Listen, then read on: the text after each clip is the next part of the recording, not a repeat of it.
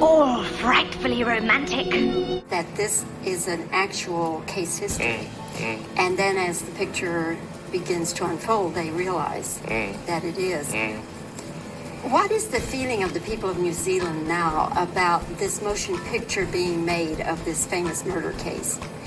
Well, I think the people are intrigued to see it. The film actually started screening in New Zealand on the day that I flew to come over here, so I haven't sort of had the benefit of having my ear to the ground and hearing what the reaction is. But I think people were a little stunned when they knew that I was making the film, because in New Zealand I've got a reputation for previous movies which I've made, which have all been like horror, splatter, gore films, sort of comedies, but fairly over-the-top comedies. So they were curious as to what I was going to do with the story, which is a story that everybody in New Zealand has heard of.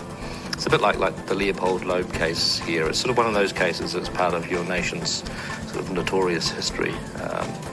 And the case is sort of misunderstood. It's been misunderstood for the 40 years since it happened.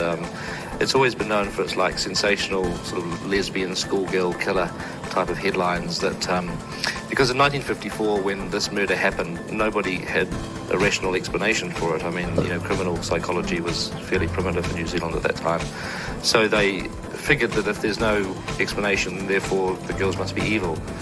There's no rational, other rational explanation. So they branded them as some sort of criminal psychopaths, and that stigma has really lasted and sort of become part of mythology. And when Fran Walsh and I decided to write a script based on this case, which no one has really seriously re-evaluated over the past 40 years, we really wanted to take it back to the human beings and to say, well, they weren't evil. I mean, they were two 15-year-old girls. I mean, they did this extraordinarily tragic thing, but there had to have been some forces at work within their friendship or outside of their friendship that led them to this action.